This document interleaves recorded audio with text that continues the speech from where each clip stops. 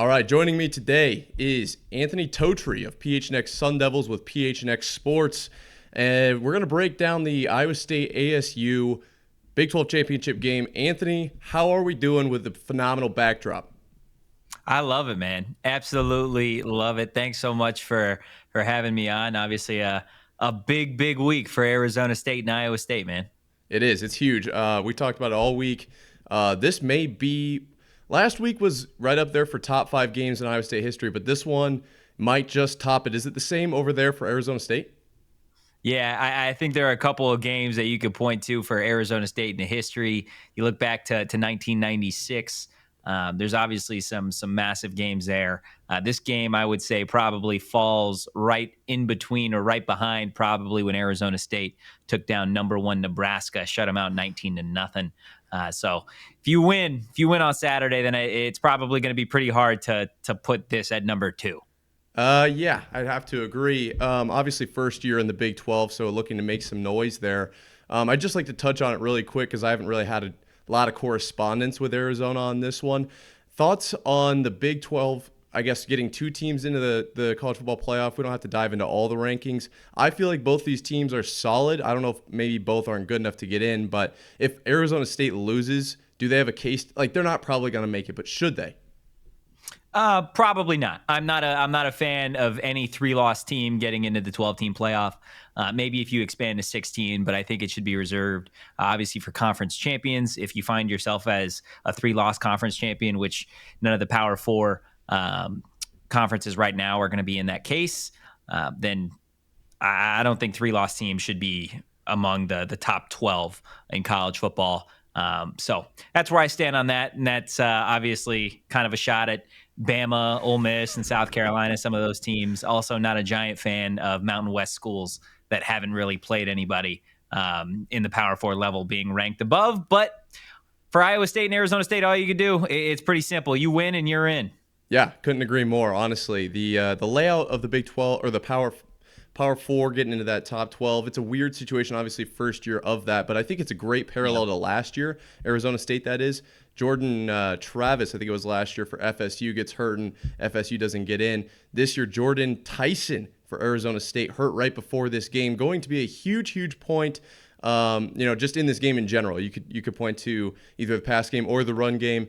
What does Arizona State need to do now with the absence of their absolute cornerstone number 1 wide receiver? Yeah, I think it's pretty simple. This team, while Jordan Tyson and Sam Levitt have been really dominant the last month and change, I think you just stick with what's worked, and that's number 4. That's Cam Scadaboo, nearly 1,400 rush yards on the season, 17 touchdowns on the ground, almost 500 receiving yards, a handful of touchdowns as well through the air. This guy has been the do-it-all playmaker for the Sun Devils. I've called him a Swiss Army knife with brass knuckles on the end. That's who this guy is. The entire program feeds off of him. And you're going up against an Iowa State team that doesn't have the greatest run defense in the world. I believe 99th among Division I schools, bottom half of the Big 12 as well. So his Iowa State team, as you know, runs a 3-3-5 defensively. I think if I'm Arizona State offensive coordinator Marcus Arroyo, I'm handing it to Cam Scadaboo until Iowa State does something to stop me, man. Yeah, no, definitely run game has been a concern all year. And you point to Cam Scadaboo in the air. I'm curious what your thoughts are. Iowa State 3rd in the nation pass yards allowed, so I think it's like 156.9 yards a game, or give or take. Can they throw to Scadaboo here? Can he open that up? Because they're number 2, 3, 4, 5 receivers. I mean, I'm not saying they're not good, but they just haven't gotten the looks that Tyson has. Yeah, the target share hasn't been there for a lot of those guys. In terms of receiving leaders outside of Jordan Tyson, it is Cam Scadaboo and then their tight end, Shimon Matier, who did make all Big 12 second team this morning. So, I think in terms of opening up that passing attack, it is going to start on the ground, but certainly certainly Shimon Matier, and then those wideouts, Melquan Stovall, who plays in the slot, and then Xavier Guillory, who's normally opposite Jordan Tyson. I think, and I've said all week on the PHNX Sun Devil show, I don't think those guys need to really replace what Jordan Tyson did through the air, but I think they need to continue to make the plays that they've done so far for Sam Levitt. And now those have been big 3rd downs, 3rd and 5, 3rd and 7. Xavier Guillory, he's had a couple of really big touchdowns for the Sun Devils, and Stovall, he's come up clutch on third down. So I think this is a game for Arizona State where you're just going to continue to use your recipe for success that's gotten you to 10 wins this season. That's run first, open up the play action, take those deep shots when you can. And own the time of possession. You do that, I think Arizona State has a good chance. But like you said, Iowa State, they got a really, really nice secondary back there. I think this is a group that certainly likes to make plays. Right, this is a playmaking secondary that loves to give that offense with Rocco Beck some extra opportunities. So if you're Arizona State, you just got to hang on to that football and I think shorten this game. And Sam Leavitt, he'll find his moments for some of his guys. So they're definitely going to be opportunities for those Arizona State wide receivers. Couldn't agree more. You mentioned in there the third and fourth down conversion, something that actually does kind of scare the boots right off of me. I talked yesterday in my Locked On crossover with the Locked On Sun Devils and Cyclones about the kicking game for Arizona State. Kind of been rough this year. If Arizona State finds themselves in, third and, let's go fourth and long or fourth and short even, will they go for it in the red zone to avoid having to kick and potentially give up a possession? I think it probably depends on the other circumstances, down and distance, timeouts, what's the score. But if you want to throw out all that and just say, hey, it's fourth and manageable or third and long, I think Kenny Dillingham has been pretty consistent all year in terms of they like to be aggressive. And I said on the show earlier in the week, I think this is a game where you're not playing for a 10 wins. You're not playing for a 9 wins. You're playing to win a championship. There isn't going to be opportunities like this again, probably for quite some time. So you got to capitalize on those moments. Possessions are going to be a dime a dozen here. So I would say you're going to see Arizona State go for it on those fourth and shorts, maybe more often than they normally would, but they're already a pretty aggressive football team. But yeah, the kicking game has been pretty putrid all season long. I believe they have the worst field goal percentage of any Big 12 team this season. So hand it to 4, man. Hand it to 4. Can't do anything else, honestly. I'm excited to see what ASU can do on offense, especially against our secondary. I think that'll be kind of the matchup of the game. I talked a little bit about scheme and such, and that you kind of mentioned it over and over. We've been talking about this all week long, so I understand kind of everyone's hearing the same things over and over, but I am curious just personally, the offensive side of the ball for Iowa State. How is ASU going to slow down Jaden Higgins and Jalen Knoll, 2,000-yard wide receivers this year? Obviously, if it's Carson Hansen or Abu Sama coming out of the backfield, I'm just curious what the general defensive approach you'd like to see out of the Sun Devils is to win that Big 12 championship. I mean, that's the question, right? I think that's going to decide who wins this game. I think Arizona State's offense they're going to get theirs with Scat, and I think Rocco Becht and that Iowa State offense are going to have their same fair share of opportunities. But where is this game won? I think if Arizona State is able to slow down, and I use that term instead of stop because I don't think you're going to stop a duo of wide receivers like Higgins and Knoll. But if you do slow them down, then I think there is a chance for Arizona State to come out on top and be crowned Big 12 champions. This is an Arizona State team that loves to run a 4-2-5. Right. So they have their fair share of guys on the back end as well. I think for me, what is going to help Arizona State is the fact that they're coming off a game where they just played Teteroa McMillan and tried to stop him and slow him down. So they're used to those big body wide receivers, at least recently. This is a team that doesn't necessarily play a ton of man coverage in Arizona State. They like to disguise things. But for me, I think you always got to have 2 high. I don't see a scenario if you're Arizona State where you go single high. These wide receivers with Rocco Becht, that chemistry is just, it's too good to only have one safety over the top. Rocco, he's too good of a quarterback to really do that. So if I'm Arizona State, I try and make Iowa State's offense beat me on the ground. And if they beat me on the ground, then I think you live with that. But what you can't do is you can't allow Jaden Higgins or Jalen Knoll to really create those big plays, which they've done obviously all year. Like you said, 2,000-yard receivers, 80 catches for Higgins, 67 catches for Knowles. They've got 15 of Rocco Becht's 23 or 20 passing touchdowns this season. Those are your guys. Avoid man coverage at all costs. Make sure you got help on the back end. And I think Arizona State, like I said earlier, I think they'll have their fair chance. Arizona, yeah, they definitely have to slow down those two. That's the offense goes through Knoll and Higgins, that is for sure. Kind of on the, we've gone offense, we've gone defense. Let's go kind of miscellaneous here. Things that have been brought up as potential keys to winning this game.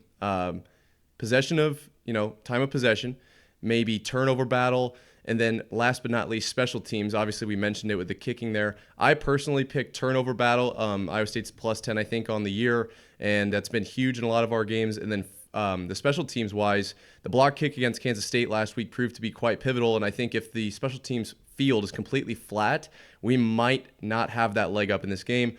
What do you think of those three? And is there like a dark horse factor that's going to play a role here today, on Saturday? For me, obviously, I think special teams is big. Arizona State has not been very good in terms of just returning kicks and returning punts, field goals, whatever. So I would obviously give that edge to Iowa State. When it comes to time of possession, that's where I give to Arizona State because of that ground game, because of the dink and dunk offense that they like to do and then eventually open it up deep. They have owned the time of possession in a lot of football games. And this is a team in Arizona State that if you want to talk about a difference maker or a miscellaneous, I think whoever comes out in the first quarter and packs a punch, with which both of these teams do, they love to hit you in the mouth early. I think that's going to be the team that gets it done. As of late, Arizona State has maybe struggled a little bit in terms of closing out games in the second half. Everybody knows what happens with that BYU game. Kansas State coming back a little bit. Did better against a pretty bad Arizona team just last week. But Arizona State, they've done a phenomenal job. Cam Scadaboo's got 6 rushing touchdowns in the last 2 games, just in the first half of those games. Had 3 against Arizona, had 3 against BYU. So if Cam Scadaboo is able to do that and create a lead for Arizona State, then it's gonna be tough for Iowa State to claw back. And I think the same thing for Iowa State. If Higgins and Knoll kind of go crazy early in that game, Arizona State without Jordan Tyson is not necessarily a team that is going to be built to try and air it out, especially against team in Iowa State that fields a really good secondary. So whichever team jumps it early, I think that's the team that's going to ultimately be your Big 12 champion. Couldn't agree more. Honestly, I'd be interested in seeing a tale of two halves. Iowa State known to start slow. If Arizona State can get rolling early, and then maybe we get a real tight finish, that would be exciting. I think that perfectly sums up the game. I think we've hit every nail right on the head. But I'm curious, as Arizona State, I guess as a rep, this year has been pretty remarkable. I don't think anybody picked Arizona State to get into the Big 12 championship game. What does this mean for the program moving forward? Obviously, first year in the Big 12, making some noise, and then potentially even the playoff if they're able to come away with a win here. For Iowa State, this is an absolute, we are now potentially a real team. We've been up and down, and obviously the rivalry with Iowa is just super, super loud, but I think now we've kind of been like, okay, we've been to the Big 12 championship, twice in 4 years or whatever it's been, 5 years. What does this mean for Arizona State? I tweeted it out earlier. This is a magical season. It's the best turnaround in Arizona State program history. In all honesty, this is a team that was 3-9 last year. It was 3-9. They had a self-imposed bowl ban about 3 days before kickoff last year to close up the tenure in the Pac-12. Kenny Dillingham was in year 1 last year, right? Trying to figure out how to manage the whole NCAA investigation after the Herm Edwards era had kind of, really set this program on fire. And something that Kenny talked about was bamboo, right? And to most Big 12 fans, it's going to be like, well, why is this guy talking about a plant? Well, he talked about bamboo kind of about the program, right? The program is going to embody a plant that you can water it, and you're not going to see any growth until one day a bamboo plant can grow like 3 feet tall, just like that, right? And that's where we're at already with this program. Just in year 2, they watered it all through last year. They went through the mud. They recruited really talented players. They hit in the portal. And here you are, a 10-2 season. And this right here is going to set up Arizona State really nicely, as it will for Iowa State in terms of recruiting, in terms of the transfer portal. And Kenny said it just yesterday that why wouldn't you want to come to Arizona State? It's 70 degrees. You're playing for championships. You're going to get to play under the Big 12 Coach of the Year. You're going to get to catch passes from Sam Leavitt, the Offensive Freshman of the Year. You're going to be able to go one-on-one in practice if you're a DB against Jordan Tyson, the Big 12 Offensive Newcomer of the Year. This is a place that is, quote-unquote, up and coming, right? And if they're able to really make their mark and punch their ticket to the college football playoff and be crowned Big 12 champions, it's going to be really tough to stop Kenny Dillingham the way that this staff functions on a day-to-day basis for quite some time, to be honest with you. Yeah, couldn't agree more. And Arizona, beautiful state. I mean, who wouldn't want to live there? It's just I know. we're It's beautiful. it is. We're looking at maybe even moving out there. I'll graduate in December, so in due time. I think it'd be unfair to the listeners to ask any other final question here. Prediction. What are we going? Score? We get into maybe get some free football, a little overtime action. Is it tight? Is it blowout? What do we got? All week there have been Arizona State fans, and I've seen Iowa State fans too, that feel like this is a cakewalk, right? For either squad. I There's know, the Arizona State fan base that's like, oh, they can't stop the run. We've got the best running back, not named Ashton Jeanty. And while that may be true, this is a championship game. You got two really good coaches, Kenny Dillingham. Matt Campbell, I think, is a top-tier coach in this conference. I don't think he gets nearly as much national love as he should. Rocco Beck going into this year, I thought was going to be a top 3 quarterback, and I think he's kind of played to that level from time to time. I think you're going to get a 28-27 ball game. I do think Arizona State comes out on top. And again, I say 28 because I don't think Arizona State is going to settle for a field goal in this game. I think it's 4 touchdowns.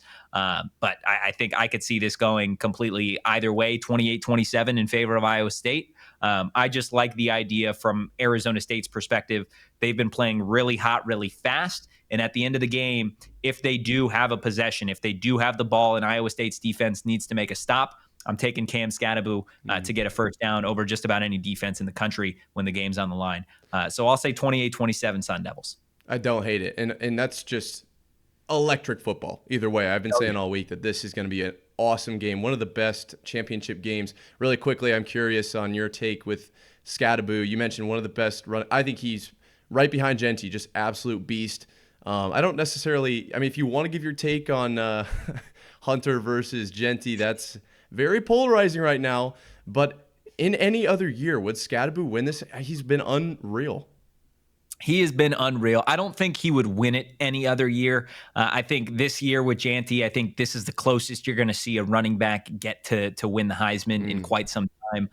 There's just those other positions. Quarterback obviously is the favorite. I don't know if you'll ever see a defensive player not named Travis Hunter, who obviously does go both ways, which is honestly the only reason that he is in this conversation. I don't know if you'll ever see another defensive player win it again, but I do think Scadaboo is top 4 in the country. And as it relates to Jeanty and Hunter, I would give the nod to Jeanty. We haven't seen a running back do what he's doing in quite some time. And Travis Hunter, all due respect, he's not even one of the best defensive players in this conference, in my personal opinion. So that's where I stand on that. I know CU fans, they're not my biggest fans, and I don't think they will be after this. Well, I'll say yesterday we were talking about, by that logic, wouldn't Taysom Hill be the MVP? There you go. I mean, there you go. I don't think he's in the running there. So that being said, Scadaboo, definitely something that Iowa State has to look out for, and I think Nolan Higgins might control the Iowa State side of things. Thank you so much for joining us. Well, us, I mean me. Where can the listeners find you, sir? Yeah, for all things Sun Devils, the PHNX Sun Devils show on social, and then me on social, just at Anthony_Totri, man. Appreciate you having me hop on today, man. Yeah, of course. We needed the breakdown. Everyone is looking forward to it. So without further ado, we appreciate the hell out of you. Thank you, Mr. Anthony Totri.